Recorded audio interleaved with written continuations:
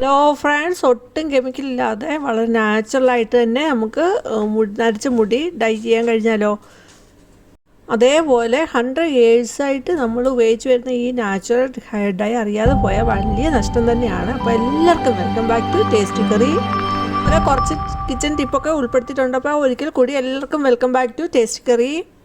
ആദ്യത്തെ ടിപ്പ്, കടയിൽ നിന്ന് സാധനമൊക്കെ മേടിച്ചുകൊണ്ടിരുന്ന സമയത്ത് ഇതുപോലെ അതിൽ കെട്ടിയിട്ടുണ്ടാവും. നമ്മളത് അഴിക്കാനായിട്ട് നോക്കും, നമുക്കത് പാടായിട്ട് തോന്നും. അപ്പോൾ നമ്മൾ ആ കവറ് കീറുമായിരിക്കും ചെയ്യുന്നത്. പക്ഷേ ഈ ഒരു ടിപ്പ് അറിഞ്ഞാൽ വളരെ ഈസി ആയിട്ട് തന്നെ നമുക്ക് ആ കെട്ട് അഴിച്ചെടുക്കാവുന്നതാണ്. അത്ര ഇറുകിയിട്ട് ഉള്ള കെട്ടാണെങ്കിൽ പോലും നമുക്ക് വളരെ ഈസി ആയിട്ട് തന്നെ അത് അഴിച്ചെടുക്കാവുന്നതാണ്. നമ്മൾ കെട്ടഴിക്കാനായിട്ട് നമ്മൾ നോക്കുന്ന ഈ രീതിയിലായിരിക്കും, അല്ലെങ്കിൽ അത് പ്ലാസ്റ്റിക് കവർ കീറാനായിട്ടായിരിക്കും നമ്മൾ നോക്കുന്നത്. കാണിക്കുന്ന പോലെ തന്നെ നമുക്ക് ചെയ്തെടുക്കാവുന്നതാണ്. ആ കെട്ടിൻ്റെ ഒരു സൈഡിലോട്ടുള്ള തുമ്പ് പിടിച്ചൊന്ന് ടൈറ്റായിട്ടൊന്ന് മുറുക്കി എടുക്കുന്നുണ്ട്. എന്നിട്ട് അങ്ങനെ നന്നായിട്ടൊന്ന് മുറുക്കി എടുത്തിട്ട് അത് ഉള്ളിലോട്ടൊന്ന് പ്രസ് ചെയ്ത് കൊടുക്കുക. അപ്പോൾ അവിടെ നമുക്ക് കാണാവുന്നതാണ്, അത് ലൂസായി വരുന്നത് കാണാം. അങ്ങനെ ടൈറ്റായിട്ട് എടുത്തിട്ട് അത് ഉള്ളിലോട്ടൊന്ന് പ്രസ് ചെയ്ത് കൊടുത്തു. അത് കഴിഞ്ഞിട്ട് അതിൻ്റെ നേരെ ഓപ്പോസിറ്റുള്ള ആ പ്ലാസ്റ്റിക് കൂടെ ഇതേപോലെ ഒന്ന് ടൈറ്റായിട്ടൊന്ന് പിരിച്ചെടുത്തു. അത് കഴിഞ്ഞിട്ട് അത് ഉള്ളിലോട്ടൊന്ന് പ്രസ് ചെയ്ത് കൊടുക്കുന്നുണ്ട്. അപ്പോൾ ആ കെട്ട് അവിടെ നമുക്ക് കാണാവുന്നതാണ്, വളരെ ലൂസായിട്ട് അത് വരുന്നതായിട്ട് നമുക്ക് മനസ്സിലാവും. അത് നമുക്ക് വളരെ ഈസി ആയിട്ട് തന്നെ ആ കെട്ട് അഴിച്ചെടുക്കാവുന്നതാണ്. രണ്ടാമത്തെ ടിപ്പ്, നമ്മൾ മാർക്കറ്റിൽ നിന്ന് പച്ചക്കറികളൊക്കെ മേടിച്ചുകൊണ്ട് വരുമ്പോൾ ഓരോന്നും സെപ്പറേറ്റ് എടുത്ത് കഴുകി നമ്മൾ സൂക്ഷിച്ച് ഫ്രിഡ്ജിലെടുത്ത് വെക്കാറുണ്ട്, സെപ്പറേറ്റ് കണ്ടെയ്നറിലാക്കി വെക്കാറുണ്ട്. അപ്പോൾ ഇവിടെ എടുത്തിരിക്കുന്ന പച്ചമുളക് അതിപ്പോൾ ഒരു പാത്രത്തിലോട്ട് കുടഞ്ഞിട്ടിട്ടുണ്ട്. എന്നിട്ട് അതിൻ്റെ തണ്ട് എല്ലാം മാറ്റിയെടുക്കുന്നുണ്ട്. മുളകിൻ്റെ തണ്ട് ഇരുന്നാൽ പെട്ടെന്ന് അത് അഴുക്കാവും. അപ്പോൾ നമ്മൾ മാർക്കറ്റിൽ നിന്ന് മേടിച്ചുകൊണ്ട് വരുമ്പം തന്നെ അത് ഇതിൻ്റെ തണ്ട് സെപ്പറേറ്റ് ആക്കിയിട്ട് അത് കഴുകിയെടുത്ത് ഡ്രൈ ആക്കിയിട്ട് ഇവിടെ കാണിക്കുന്ന പോലെ ചെയ്യാവുന്നതാണ്. നമുക്ക് കാണാവുന്നതാണ്, നമ്മൾ തണ്ട് മാറ്റാതെ ഇതുപോലെ പച്ചമുളക് വെച്ചിട്ടുണ്ടെങ്കിൽ ആ തണ്ടിരിക്കുന്ന സൈഡായിരിക്കും ആദ്യം പച്ചമുളക് അഴുക്കാനായിട്ട് തുടങ്ങുന്നത്. അപ്പോൾ നമ്മൾ എപ്പോഴും നമ്മൾ ഫ്രിഡ്ജിൽ വെക്കുന്ന സമയത്ത് ആ തണ്ട് അടത്തി മാറ്റി കഴുകിയെടുത്ത് ഡ്രൈ ആയിട്ട് നമുക്ക് എടുത്ത് വെക്കാവുന്നതാണ്. തണ്ടെല്ലാം എടുത്ത് മാറ്റിയിട്ടുണ്ട്. ഇനി അതൊന്ന് കഴുകിയെടുക്കുന്നുണ്ട്. നമ്മൾ മാർക്കറ്റിൽ നിന്നൊക്കെ മേടിച്ചുകൊണ്ട് വരുന്ന പച്ചക്കറികൾ എപ്പോഴും നമ്മൾ കഴുകിയെടുക്കുന്ന സമയത്ത് ശകലം ഉപ്പും അതുപോലെ കുറച്ച് മഞ്ഞൾപ്പൊടി ഇട്ട് നന്നായിട്ടൊന്ന് കഴുകി ആ വെള്ളത്തിലൊരു 15 മിനിറ്റോളം വെച്ച് കഴിഞ്ഞ് നന്നായിട്ട് കഴുകി എടുക്കുന്നതായിരിക്കും നല്ലത്. അതിലെ കീടനാശിനികളുടെ ഒക്കെ അംശം പോയി കിട്ടാനാണ് നമ്മളിങ്ങനെ ചെയ്യുന്നത്. ഇനി ഇതിന് പകരം നമുക്ക് വിനാഗിരി ഉണ്ടെങ്കിൽ വിനാഗിരി ഒഴിച്ച് കൊടുത്ത്, അല്ലെങ്കിൽ അതിന് പകരം നമുക്ക് ബേക്കിംഗ് സോഡ ഇട്ട് കൊടുത്തും നമുക്ക് ഇതേപോലെ കഴുകിയെടുക്കാവുന്നതാണ്. ഇപ്പോൾ നന്നായിട്ടൊന്ന് കഴുകിയെടുത്ത് ഇനി അതൊന്ന് ഡ്രൈ ആകാനായിട്ട് ഒരു ടിഷ്യൂ പേപ്പറിലോട്ട് ഇത് ഇട്ട് കൊടുക്കുന്നുണ്ട്.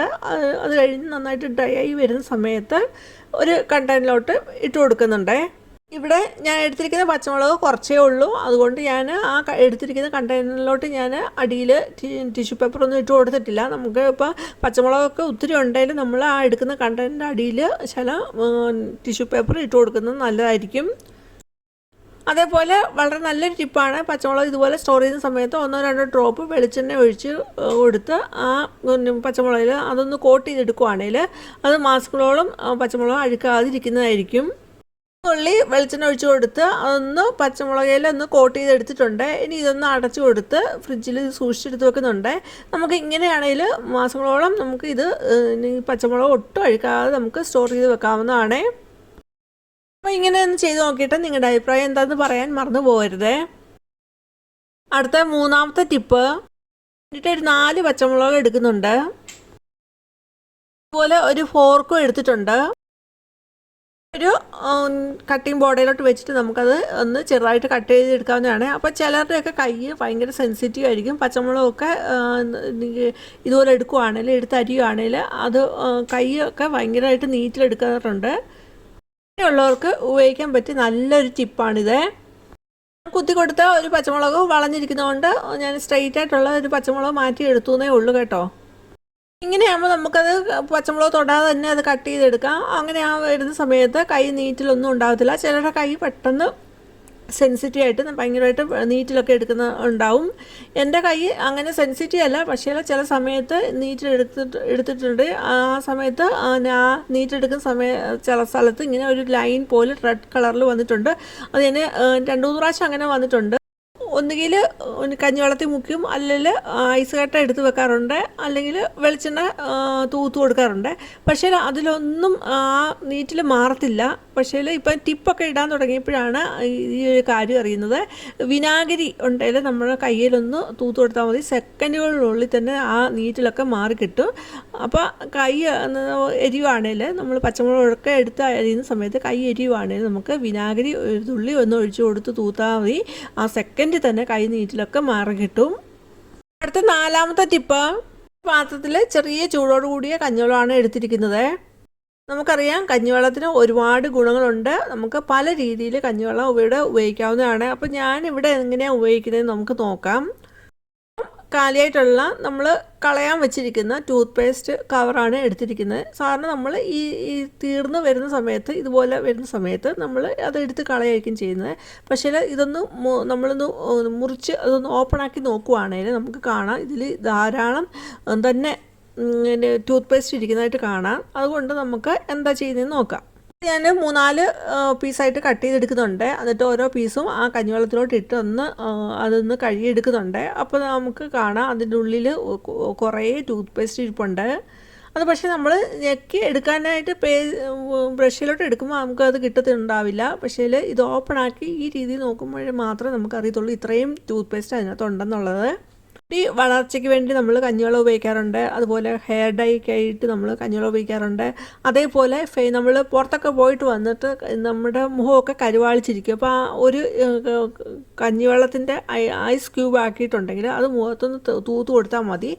നമ്മുടെ മുഖത്തെ കരുവാളിപ്പൊക്കെ മാറിക്കിട്ടും. അങ്ങനെ പല രീതിയിൽ നമ്മൾ ഉപയോഗിക്കാറുണ്ട്. ഓരോ പീസിൽ നിന്നുള്ള ടൂത്ത് പേസ്റ്റ് ആ കഞ്ഞിവെള്ളത്തിൽ നന്നായിട്ട് മിക്സ് ചെയ്തെടുത്തിട്ടുണ്ട്.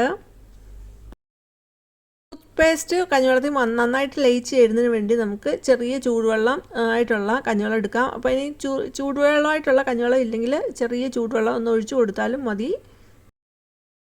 അപ്പോൾ നമ്മൾ എടുത്തിരിക്കുന്ന ടൂത്ത് പേസ്റ്റും നന്നായിട്ട് മിക്സ് ചെയ്തെടുത്തിട്ട് അതിലോട്ട് ഒരു അടപ്പ് വിനീഗറൂടെ ഒഴിച്ച് നന്നായിട്ട് മിക്സാക്കി എടുക്കുന്നുണ്ട്. എടുത്തിരിക്കുന്ന കഞ്ഞിവെള്ളം ഞാൻ വേറെ പാത്രത്തിലോട്ട് കുറച്ചൊന്ന് മാറ്റി വെക്കുന്നുണ്ട്. അത് എനിക്ക് വാഷ് ബേസിനൊക്കെ ഒന്ന് കഴുകാനായിട്ട് മാറ്റി വെക്കുന്നതാണ്.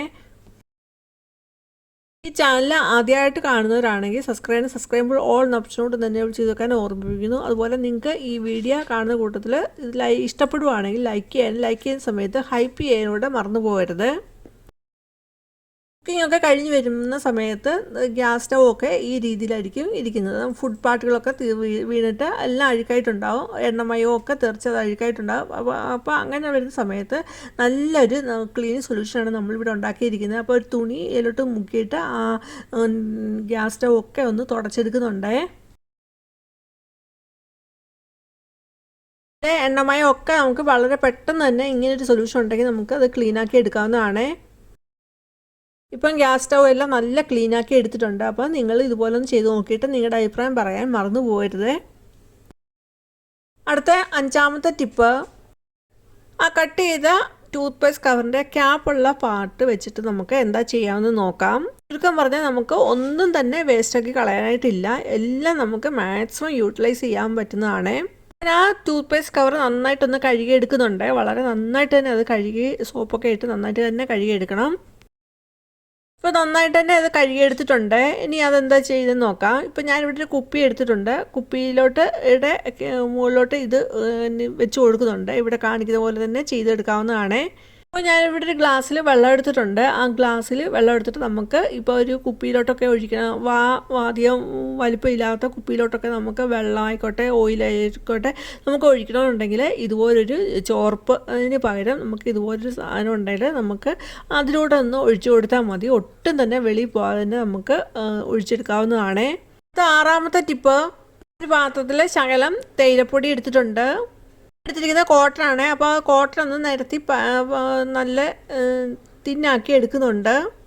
അതിലോട്ട് നമ്മൾ എടുത്തിരിക്കുന്ന ആ തേയിലപ്പൊടി എന്നിട്ട് കൊടുക്കുന്നുണ്ട്. എന്നിട്ട് നന്നായിട്ട് ഇവിടെ കാണിക്കുന്ന പോലെ തന്നെ ഒന്ന് ടൈറ്റാക്കി എടുക്കുന്നുണ്ട്. ഈ ചാനൽ ഇതുപോലുള്ള ടിപ്സ്, റെസിപ്പീസ്, അതുപോലെ ഹെയർ ഡൈ, ഹെയർ ഓയിലൊക്കെ ഉൾപ്പെടുത്തിയിട്ടുണ്ട്. അതൊക്കെ നിങ്ങൾക്ക് കയറി കാണാവുന്നതാണ്. മൺചിരാത് എടുത്തിട്ട് അതിലോട്ട് ഇത് വെച്ച് കൊടുക്കുന്നുണ്ട്. നമുക്ക് ശകലം നെയ്യ് കൂടെ ആ കോട്ടയിലോട്ടൊന്ന് ഒഴിച്ചു കൊടുക്കണം.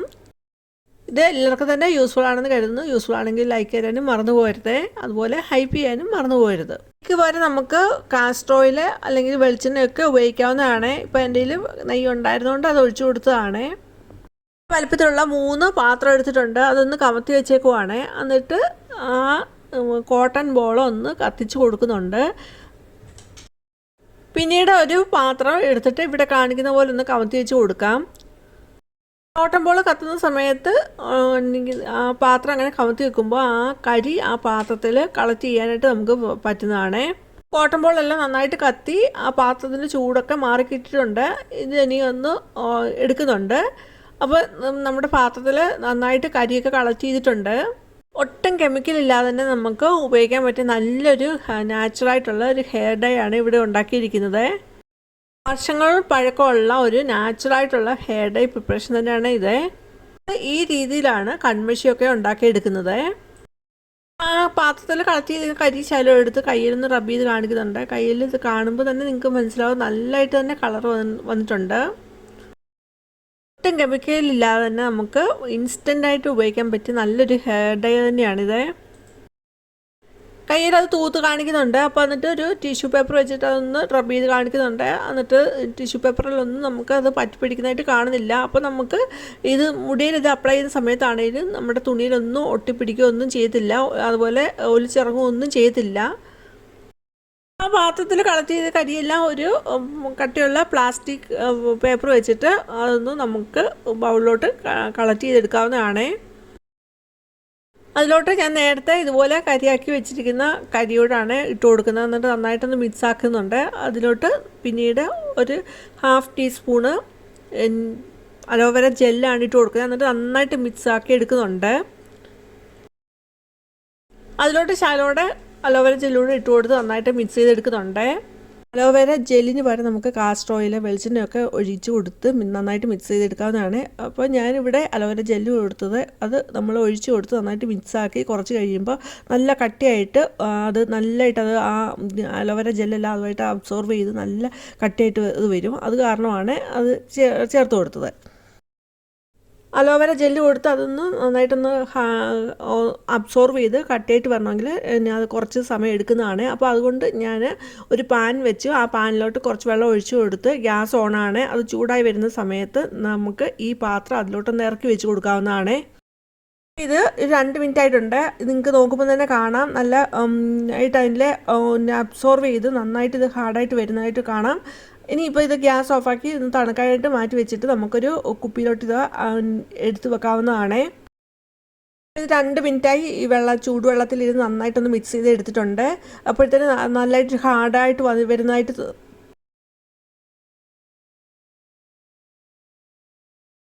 ഇന്നത്തെ ടിപ്സ് എല്ലാം എല്ലാവർക്കും യൂസ്ഫുൾ ആണെന്ന് കരുതുന്നു. യൂസ്ഫുൾ ആണെങ്കിൽ ലൈക്ക് ചെയ്യുമ്പോൾ ഹൈപ്പ് ചെയ്യാനും മറന്നു പോകരുത്. അതുപോലെ ആദ്യമായിട്ട് കാണുന്നവർ സബ്സ്ക്രൈബ് ചെയ്യുമ്പോൾ ഓൾ എന്ന ഓപ്ഷനോട് തന്നെ ചെയ്ത് വെക്കുക. അതുപോലെ നിങ്ങളുടെ ഫാമിലിക്കും ഫ്രണ്ട്സിനും ഷെയർ ചെയ്ത് കൊടുക്കാനും മറന്നു പോകരുത്. ഇനി വേറെ വീഡിയോ ആയിട്ട് വരുന്ന വരെയും ബൈ. Thanks for watching.